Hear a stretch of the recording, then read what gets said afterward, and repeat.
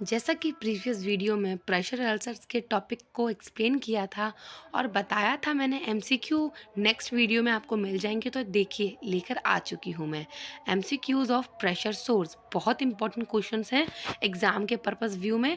All over India में जितने भी एग्ज़ाम्स अभी तक हो चुके हैं, हर एक एग्ज़ाम्स में ये एग्ज़ाम्स में क्वेश्चन रिपीट हुए हैं और वहीं से मैंने ये सब आपके लिए बनाया है। बहुत इंपॉर्टेंट है, एंड तक ज़रूर देखना, बहुत इंपॉर्टेंट एग्ज़ाम ज़रूर मिल जाएगा, एक नंबर आपके ज़रूर बनने वाले हैं इस एग्ज़ाम्स में। तो नमस्कार साथियों, स्वागत है आपका मेरे यूट्यूब चैनल नर्सिंग स्कूल में। कैसे हैं आप सभी लोग? उम्मीद है आप सभी लोग अच्छे होंगे। तो जल्दी से हम MCQ of pressure source start कर लेते हैं बिना टाइम गवाते हुए। फर्स्ट क्वेश्चन की तरफ देख लेते हैं ज़रा। फर्स्ट क्वेश्चन में क्या पूछा गया है आपसे? Identify the risk factor for bed source. जैसा कि मैंने आपको टॉपिक में पढ़ाया था, आई होप आपको पता चल ही गया होगा कि इसके रिस्क फैक्टर्स क्या हैं for the bed source. Sharing force, moisture, impaired peripheral circulation, all of the above. तो जल्दी से देख लीजिए क्या है आंसर। मुझे मुझे पता है आपको पता चल ही गया होगा। All of the above, answer number D. ठीक है, option number D is the right. Next जो मैंने आपको बताया था दोस्तों, ब्रेडन स्केल पे क्वेश्चन बनते हैं। तो क्वेश्चन में लिखा है Braden scale is standard tool to assess. ठीक है, तो आपका राइट आंसर क्या रहेगा? मुझे उम्मीद है आप एकदम ठीक ही बताएंगे। Burn injury, risk of pressure ulcer, muscle strength, anxiety level of patient. Right answer आपका ऑप्शन नंबर बी है। मुझे उम्मीद है आप सभी लोगों ने ठीक ही बताया होगा। नेक्स्ट इज, आपको एक्सप्लेनेशन बता देती हूँ। Braden scale is used to assess the patient's level of risk for development of pressure ulcers. The evaluation is based on 6 indicators. ठीक है, ब्रेडन स्केल में 6 इंडिकेटर्स होते हैं। Sensory perception, moisture, activity, mobility, nutrition and friction और shear. मेरे साथ फिर से एक बार और रिपीट करेंगे दोस्तों। Sensory perception, moisture, nutrition, mobility, activity, friction और शेयर। ओके, नेक्स्ट है, देखो मैंने बताया था ना, एक क्वेश्चन और बन गया। Brydon scale is use for assessing the risk for. इस टाइप का क्वेश्चन भी सेकंड टाइप में भी बन सकता है इसी का क्वेश्चन, तो आपको पता होना चाहिए। डेक्यूबिटस अल्सर इसका राइट आंसर है, ऑप्शन नंबर ए। ठीक है, अब यहाँ पे एक्सप्लेनेशन दे रखी है। यहाँ पे बताया है जो ब्रेडन स्केल है, the Brydon scale is a tool that was developed in 1987 by Barbara Braden and Nancy Bergstrom. The purpose of this scale is to assess the patient for the risk ulcer. Braden scale has the following 6 criteria. 6 criteria मैंने अभी आपको बताया था। Sensory perception, moisture, activity, mobility, nutrition, friction and share. ठीक है, ये 6 parameter दिए, आप याद ज़रूर रखना दोस्तों, बहुत इंपॉर्टेंट है। नेक्स्ट क्वेश्चन मैं आपको बता देती हूँ। विच of the following intervention can be best prevent bed सोर। ये टॉपिक भी मैंने आपको पढ़ा दिया था। तो 4 ऑप्शन आपके सामने हैं। Massage red area with lotion और oil, change the position every 2 hourly, use special water mattress and keep skin clean and dry. तो दोस्तों चारों ऑप्शन करेक्ट हैं, बट आपको क्वेश्चन को ध्यान में रखना चाहिए और ध्यान में रखते हुए ही आपको जवाब देना है, क्योंकि यहाँ पे बेस्ट लिखा है। ठीक है, चारों ही ऑप्शन हैं बट बेस्ट बोला है, तो आपका right answer option number B रहने वाला है, क्योंकि सुपीरियर जो आपका इंटरवेंशन यही रहना चाहिए। Changing the position is the most effective way to prevent bed sore in bedridden patient. It is advised to change the position of a bedridden patient at least every 2 hours and wheelchair bound patient at least every 15 minutes. Dry the skin is more easily damaged. ठीक है, जो dry skin होती है वो easily damage हो जाती है। Next question. Which of the following nursing intervention is most appropriate in prevention of pressure sores? बहुत इंपॉर्टेंट पॉइंट है जो कि मैंने आपको पहले से ही पढ़ा दिया, तो मुझे उम्मीद है आपको पता चल ही गया होगा। अगर आपने पिछली वीडियो नहीं देखी है अभी तक, तो पहले की प्रीवियस वीडियो देख लो। प्रेशर सोर के सारे पॉइंट क्लियर कर दिए हैं मैंने आपको। कॉन्सेप्ट क्लियर होगा तभी आप एडवांस एमसीक्यू कर पाएंगे दोस्तों। तो 4 ऑप्शन आप देख लीजिए। जो मोस्ट एप्रोप्रिएट नर्सिंग इंटरवेंशन रहने वाला है for the prevention of pressure sores, provide frequent bath to patient, maintain the patient skin moist, frequent turning and reposition of patient and frequent feeding. आपका राइट आंसर है option number C दोस्तों। ठीक है। Cleaning of bed sore has to be done from. अब जो bed सोर जो होते हैं उसको कैसे क्लीन करना है आपको पता होना चाहिए। Inner to outer, outer to ear inner, and wound part near to care giver first then the further part, none of the above. तो आपको पता होना चाहिए इनर एरिया कंटैमिनेटेड होता है in comparison of outer area. तो आपको क्या करना है, आउटर टू इनर लेकर जाना है। ठीक है, option number B is the right. Option number C मैंने यहाँ पे गलत टाइप कर दिया है दोस्तों, माफ़ी चाहूँगी। ऑप्शन नंबर बी यहाँ लिखना है आपको। ठीक है, तो आपको एक्सप्लेनेशन दे देती हूँ। Bed sore consider as contaminated wound and this wound periphery is consider as more clean, जैसा मैंने आपको अभी बताया। So cleaning of the wound has to be done from outer to ear. ठीक है, आउटर टू ईयर, इनर जो area wound है वो कंटैमिनेटेड है और जो बाहर का एरिया है आउटर एरिया वो क्लीन है, मोर clean then wound.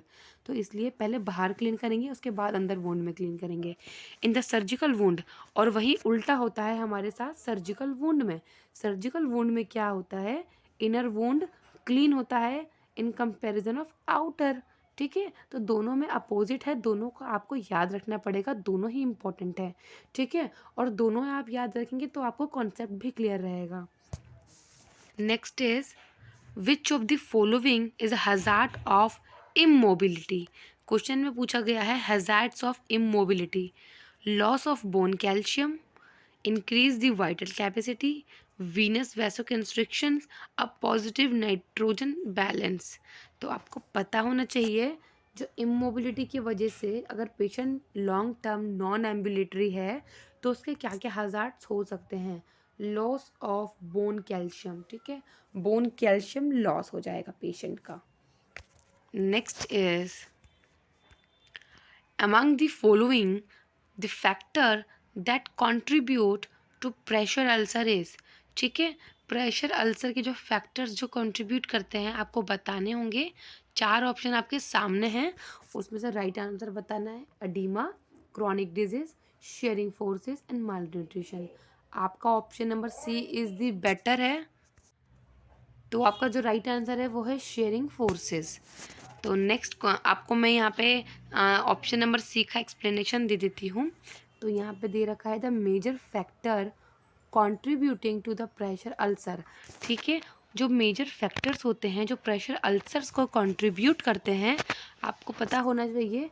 Friction and shearing forces, loss of sensory perception, exposure to moisture, lack of activity and mobility, edema, chronic disease and malnutrition may be indirectly contribute to the pressure ulcer, but shearing forces are the direct cause of pressure ulcer।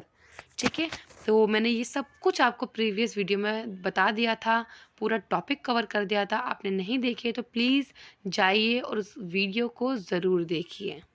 Next is in which stage of pressure ulcer, hyperaemia, ठीक है, increase temperature and redness with pressure is noticed. ठीक है, तो यहाँ पे बोला है कौन सी स्टेज है जिसमें प्रेशर अल्सर में hyperaemia, increase temperature and redness with pressure is noticed. तो आपका जो राइट आंसर है वो है स्टेज 1। स्टेज 1 में आपको रेडनेस देखने को मिलेगी, skin discolouration, redness, skin temperature increase temperature. ठीक है, ये साइंस देखने को मिलेंगे। Next is which of the following site is at high risk for the pressure sore in side line position.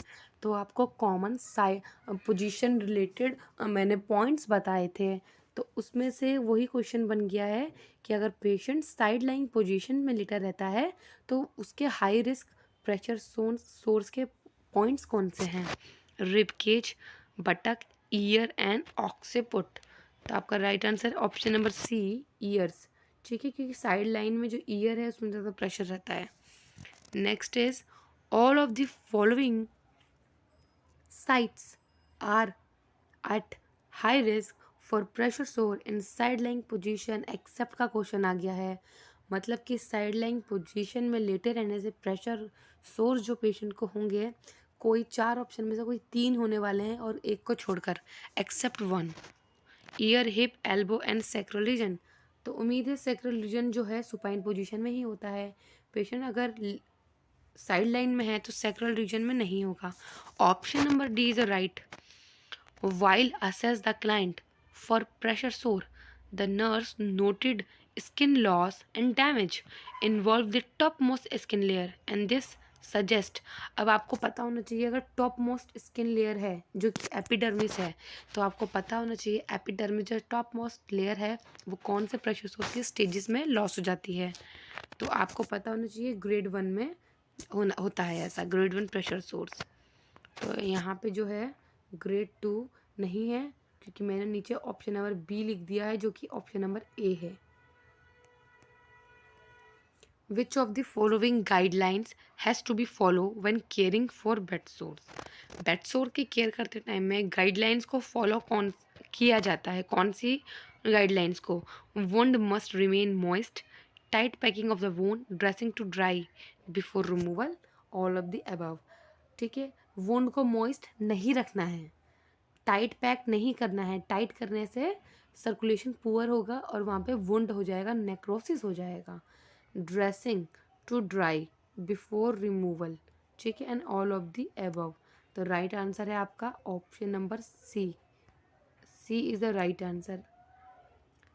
Flush is defined as, अब आपको पता होना चाहिए नेक्स्ट क्वेश्चन में आपसे पूछा गया है flush is defined as sudden redness of the skin, blue discolouration of skin, pale skin, none of the above. आपका राइट आंसर है सडन रेडनेस। आपने चीक्स में देखा होगा, फेस पे, चीक्स पे, गालों पे सडन रेडनेस हो जाती है ठंड के टाइम पे, नाक पे, उसको हम बोलते हैं फ्लश। ओके, हॉट फ्लशेस सुना होगा आपने। तो इसका राइट आंसर आपने देख लेते हैं, हाँ ए है। ओके, तो आज की जो ये वीडियो है कंप्लीट हो चुकी है। इसमें सारे क्वेश्चन थे बेड सोर्स से रिलेटेड। आई होप आपका एग्ज़ाम अच्छे से हो, काफ़ी अच्छे से क्लियर कर पाएँ, आप सिलेबस कवर कर पाएँ और सारे टॉपिक पढ़ पाएँ। थैंक यू सो मच दोस्तों वीडियो को एंड तक देखने के लिए। ऐसे ही और भी इन्फॉर्मेटिव और हेल्पफुल वीडियो आपके लिए लेके आती रहूँगी। चैनल को सब्सक्राइब ज़रूर कर लेना अगर आप नए हैं, क्योंकि आपके पास नोटिफिकेशन नहीं पहुँच पाएगा टाइम से। तो thank you so much video को एंड तक देखने के लिए। फिर आपसे मुलाकात होगी इसी चैनल पे, इसी वीडियो पे। तब तक के लिए good bye and take care.